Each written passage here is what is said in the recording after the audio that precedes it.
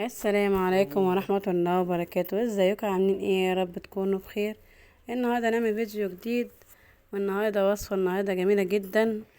والنهارده هنعمل حاجة كده حلوة وهتعجبكم ان شاء الله بإذن الله.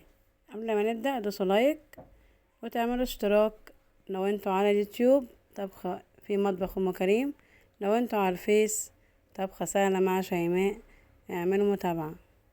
اهم حاجه تفعلوا الجرس عشان خاطر لو انت عندك الجرس من غير كده الخطوط اللي جنبه دي يبقى هو مش متفعل، عشان خاطر يوصلك كل فيديو جديد انا بنزله. اهم حاجه تفعلي الجرس وتدوسي متابعه. ونصلي على سيدنا محمد. ومعانا المعدن النهارده جبنا فرخه صغيره، الفرخه دي صغيره ماشي بتاع كيلو كيلو وربع كده، صغيره مش كبيره. طبعا الفراخ غاليه وبتجيلنا دلوقتي بقت شبه المواسم كده. هنصلي على سيدنا محمد. وكده معانا معانا فرخة صغيرة، ومعانا بصل قطعناه شرايح، ومعانا بطاطس، ومعانا فصوص توم، ومعانا طماطم وفلفل حامي، ومعانا توابل كركم وفلفل اسمر وملح. ونظبط الدنيا بقى مع بعض ونسمي الله ونبدأ كده شغلنا ونسمي الله. وهنجيب بقى طبعا كل حاجة كده نحضرها جنب بعضنا كده.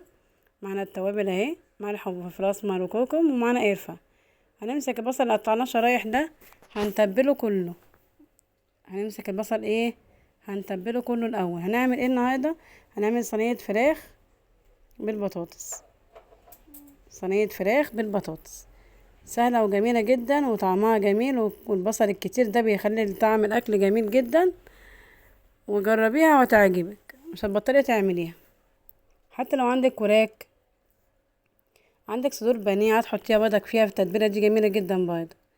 عندك اسمها ديت شرايح بانيه رفيعه كده تحطيها برضك تعمل معاكي تبقى مظبوطه وجميله. اهم حاجه تنكيه الحاجه، ومش مشكله بقى تحطي اي حاجه فوق، حتى لو شرايح لحمه هتمشي معاكي. الوصفه دي تمشي معاكي كل حاجه ماشي. نصلي على سيدنا محمد. زي ما احنا ماشيين كده ندعك بس في البصل كده دعكه كويسه كده، تفركيه كده فكيه من بعضه، ودخلي الملح جواه كده، وتظبطي الدنيا بقى على ذوقك بقى. ادي كده في البصل تتبليه كويس. التتبيله اللي حطيناها، عندك توابل تانية حطي، عندك توم بودره بصل بودره اتعاملي. بس هنا ما بحبش التوابل الكتير في الاكل، يا دوبك ملح وفلفل اسمر وشويه كركم وشويه قرفه. انا عندي توم بودره وعندي بصل بودره، بس انا ما بحبش التوابل الكتير قوي، بتخلي يعني القولون ما شاء الله عليه يعني ماشي. ومعانا طماطم، ومعانا فلفل حامي. هنعمل دلوقتي؟ هنشوف مع بعض. ساعتلكوا فيديو شوية عشان وقتكم معايا. هنمسك كده بقى حاجة واحدة واحدة. نجيب صينية فاضية ونرص فيها البصل حبة كده على الأرضية، من غير ولا سمنة ولا غير أي حاجة.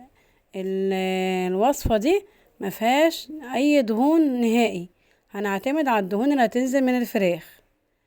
هنعتمد على على الدهون اللي هتنزل من الفراخ. ونرص الطماطم، نحط الحاجات اللي هي ما تتحرقش مني تحت زي ما انتم شايفين كده. طبعا ميه البصل هينزل ميته، والطماطم هتنزل ميتها، والدنيا تبقى مظبوطه. طبعا في ده حامي اختياري، هتحطيه حطيه، مش عايزه اللي يريحك.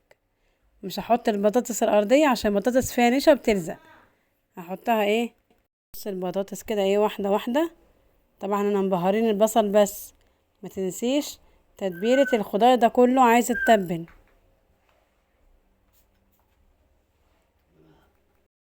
هنتبل من الملح بقى والفلفل الاسمر كل الخضار اللي احنا معانا ده، بس ما كتريش عشان التوابل بتبقى مساعات ملح.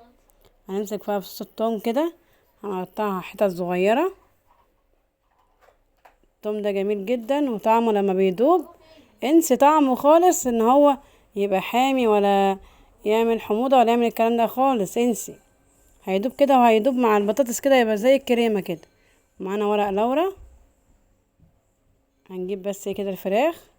طبعا الفراخ لازم تتبل هي كمان، ما ينفعش هنتبل بقى الفراخ بشوية ملح وفلفل اسمر، مع بدك شوية كركم عشان يديها لون حلو كده. شايفين لون الكركم ده؟ هيعمل معانا لون جميل جدا بعد ما نخلص الفراخ كلها. نص معلقه صغيره كده، تدعكي بس بيها الجلد بس. قلبي بس ايه تتبيله حلوه كده. عندك كركم ماشي، ما عندكش كركم حطي توابل الفراخ فيها بدك نسبه كركم وفيها كاري. نحط بقى ايه على وش كده الفراخ زي ما انتم شايفين. لونا بس ايه الجلد بتاعها بس. نحط لها بقى ايه البصل بقى اللي احنا كملنا تتبيلته بقى، محطناهوش كله، كنا حاطين نص في الارضيه وحاطين النص التاني على وش الفراخ. هنجيب بقى ورق زبده، انا عندي ورق في الزبده ملفوفه طبعا، كانت معايا في التوابل الفراخ اللي هي كانت معايا. نحط شويه ميه سخنين في الارضيه عشان تلحلح معانا، بس ايه النكهات كلها تشتغل معاه عشان ما تتلسعش من الفرن، متلسعش من الفرن وايه وتتحرق من تحت وكون لسه الفراخ ما استوتش. وكمان تحافظ على البطاطس والطماطم والبصل ان هي ايه ان هي تتحرق. شويه الميه اللي حطيناهم دول هحطهم في الفرن. بص كده، بص طلعتها من الفرن، بصي غطيناها طبعا بورق الزبده ده عشان تديها ايه شمخه حلوه كده ايه وهي تستوي جوه بعضها. شايفين طلعتها بس من على الفرن شويه عشان اكمل سواها. بس اشوف الاول الصدر استوى ولا ما استواش، الورك استوى ولا ما استواش، لحد ما تدوب معانا خالص زي ما انتم شايفين كده. بص الايدام ده كله منها فيها، ولا حطيت لها سمنه ولا حطيت لها زيت. هي بص منها فيها نزلت كل العصاره اللي فيها بتاعت الفراخ وكل الدهون اللي جوه الفرخه ذات نفسها. يعني الاكله دي ما تاكلي منها مفيهاش ولا نقطه دهون. انا بوريكم الكشاف مطفي وبوريكم الكشاف مولع، بوريكم ايه شكل الفراخ عامله ازاي ولون الكركم في الجلد عامل ازاي. بص دايبت ازاي، دايبت تخش الشوكه فيها. نبص على الصدر كده، طبعا ماسكه الموبايل بعيد عن الصينيه عشان بتطلع علينا بخار. لسه فاضلها شويه ايه كمان في الصدر، نغص فيها كده بس ايه هي نص خلاص، فاضلها حاجات بسيطه، ما بتطلعش دم ولا بتطلع بص اي حاجه.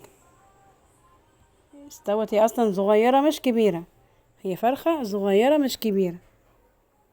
هنسيبها شويه كمان في الفرن كمان تاخد بتدي مع بعض لحد ما تستوي خالص عشان نتاكد من سواها.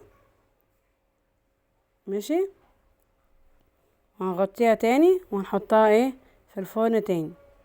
بعد ما تستوي خالص هنشيل بقى الورقه اللي هو ورق الزبده ده وهنحطها تحت الشوايه تاخد لون جميل كده وذهبي كده جميل. كل شويه ايه اخد من الصوص بتاعها ده وازقي بيها بردك الجلد من فوق عشان ما يتحرقش مني ويطلع طري ايه ولسه وجميل كده ايه وشارب من التطعيمه كلها. الميه دي منها فيها الصوص اللي نازل ده كله منكه منها فيها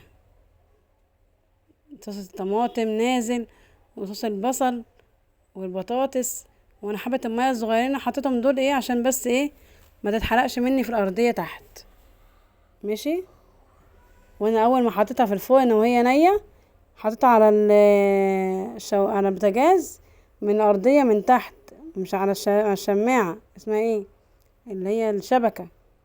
وهنوطي النار بس ايه شوية على الفرن وكده. بعد ما طلعناها خدت تشويحة على النار وعلى الشواية. شايفين جمالها عاملة ازاي؟ بسم الله ما شاء الله، بسم الله ما شاء الله، بسم الله ما شاء الله، جميلة جميلة جميلة. وانا عملت لها ايه بقى، مش هنعمل شوية رز، هنعمل شوية مكرونة جنب الفراخ الحلوة دي. بسم الله ما شاء الله جميلة جدا. ومعانا كاتشب طبعا، الكاتشب ده ايه اساسي مع المكرونة ايه والفراخ. هنسمي الله ونصلي على سيدنا محمد. صلوا على النبي يا جماعة. بسم الله الرحمن الرحيم، بسم الله ما شاء الله، بسم الله ما شاء الله، اللهم بارك، بسم الله ما شاء الله، اللهم بارك، بسم الله ما شاء الله. جميلة ازاي وطرية ولا ناشفة ولا فيها اي حاجة، جميلة ما شاء الله، جميلة جدا وشايبة من الصوص بتاعها ودايبة دوب كده جواه. حتى الصدر بتاعها طعمه كمان شارب من الصوص كده، ان انا كنت منغذاه بشوكة عشان خاطر اخرمه كده ايه واحطه على العظمة بتاعتها تشرب وتدخل النكهة كلها جوه العظم. شايفين بسم الله ما شاء الله جميلة ازاي، تستاهل بقكم. يا اتفضلوا معانا، وده كان غدانا النهارده، ويا رب يكون الفيديو عجبكم. متنسوش تعملوا لايك وشير وسبسكرايب. لو انتوا ما اشتركتوش في القناه، اشتركوا في القناه وفعلوا زر الجرس.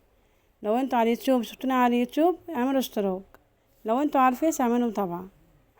وكده فيديو خلصنا، وفيديو سريع وسهل وبسيط، ما خدتش معانا وقت خالص عشان هي صغيره في الفرن، ما خدتش وقت معانا نهائي. وطبعا هوريكم بدك البطاطس بعد ما ايه هنحطها في صواني، في اطباق زي ما بتقول لكم، جميله جدا وشكلها تحفه. ودوسوا لايك. وكده الصينيه ايه فيها البطاطس اللي هي جواها البهاريز بقى كلها نازله منها، هنفضيها بقى في اطباق. ويلا اشوفكم على خير وفيديو جديد، والسلام عليكم ورحمه الله وبركاته. باي باي. بطاطس مستويه وجميله وكل الصوص كله طعمه ونكهته روعه. روعه روعه يعني، روعه اسمها روعه. ماشي، اسمها يلا اشوفكم على خير وفيديو جديد. باي باي.